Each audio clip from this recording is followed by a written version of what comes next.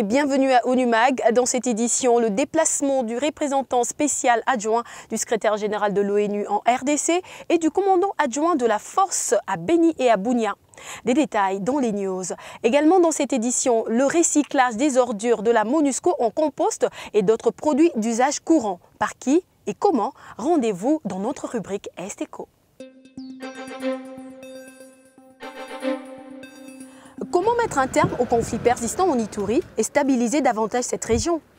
Le représentant spécial adjoint du secrétaire général de l'ONU en RDC, en charge des opérations à l'Est, David Grizzly, et le commandant adjoint de la force de la MONUSCO, le général Jean Bayo, ont été les hôtes le 15 juin dernier des populations du district de l'Ituri.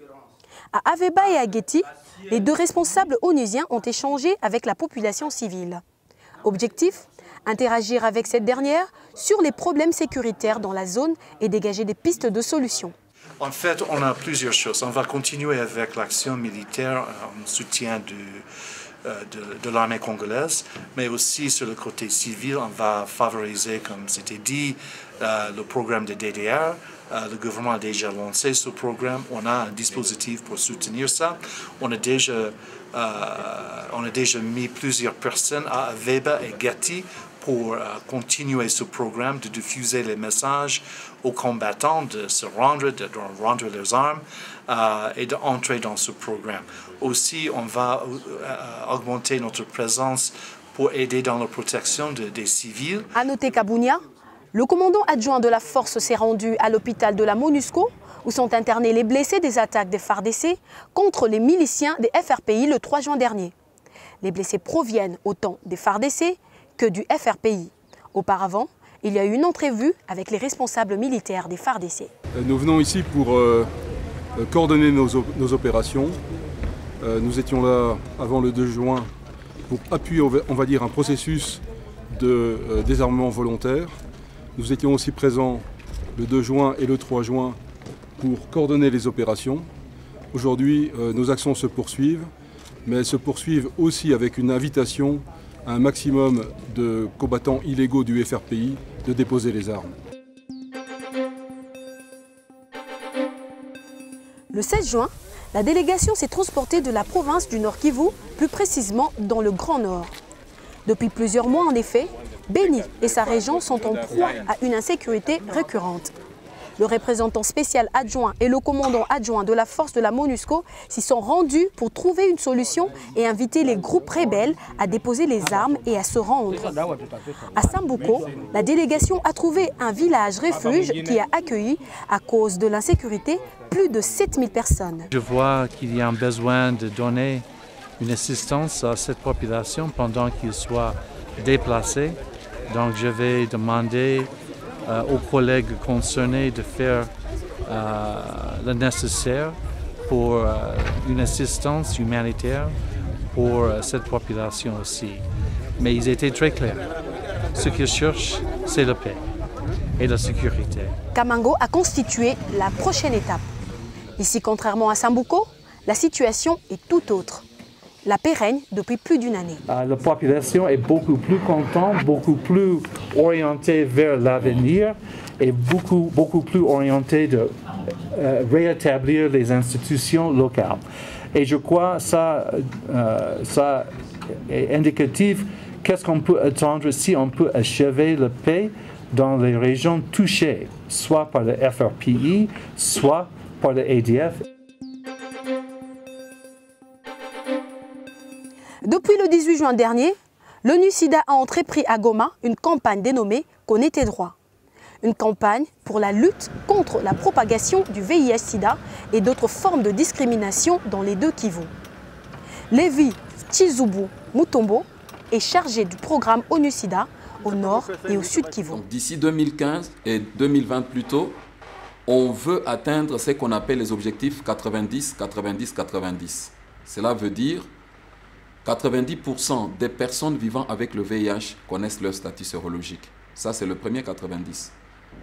Et le deuxième 90, c'est 90% des personnes vivant avec le VIH et qui connaissent leur statut sérologique ont accès aux traitements antirétroviraux. Et comme vous le savez, avec l'évolution de la technologie et de la science, il a été prouvé que quand une personne vivant avec le VIH a commencé à prendre les ARV à temps et il les prend correctement, il arrive à un point où la charge virale dans son corps devient indétectable. Donc cette personne contamine moins possible. À Mounigui, dans les environs de la ville de Goma, l'ONG ASDI, Action et Soutien au Développement Intégral, gère une décharge où les ordures, dont celles en provenance de la MONUSCO, sont traitées. Comment et pourquoi?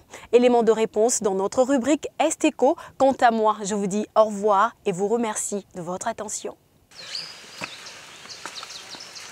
Nous sommes à Mounigui, zone périphérique de la ville de Goma. C'est ici le point des chutes des ordures collectées par l'ONG ASDI, Action et Soutien au Développement Intégral, dont celle de la MONUSCO. Tel que vous voyez nos différentes maisonnettes ici. Mugisho Julien est chargé des opérations pour l'ONG ASDI. C'est lui qui fait les tris et entrepose les déchets par catégorie dans des maisonnettes.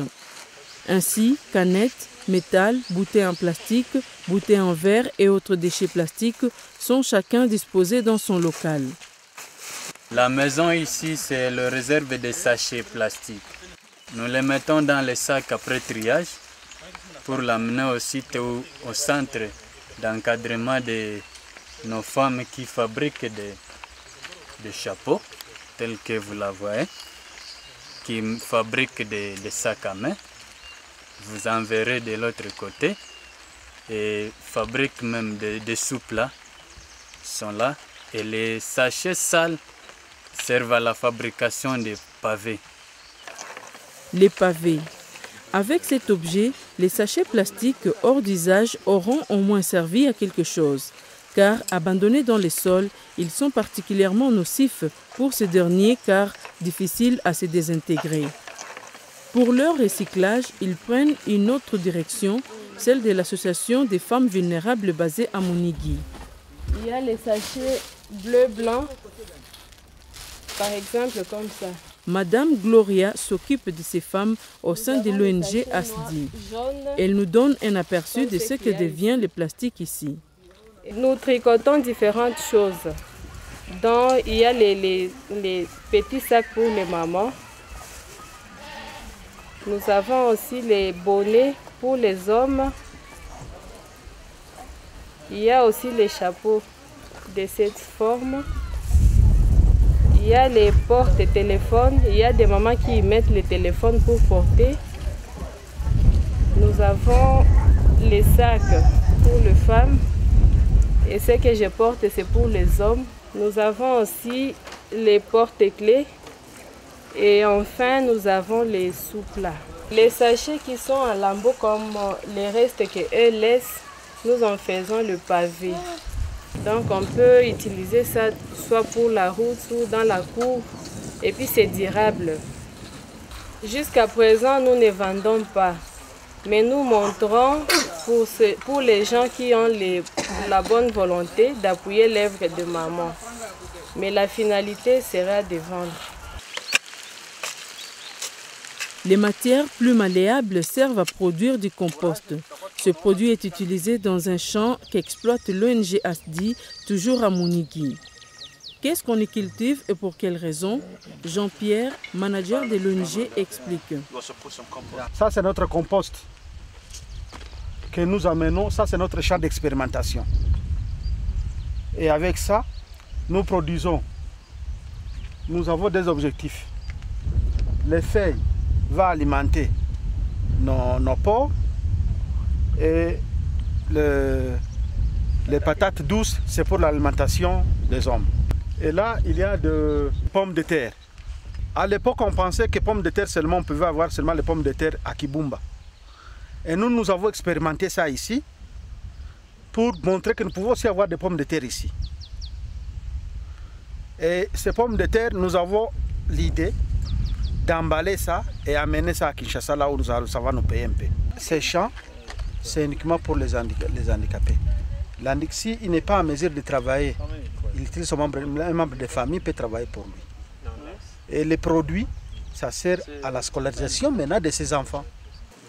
Transformés en produits artisanaux, compost et autres pavés, les ordures de la MONUSCO s'avèrent utiles pour les couches vulnérables de la population dans leur vie quotidienne.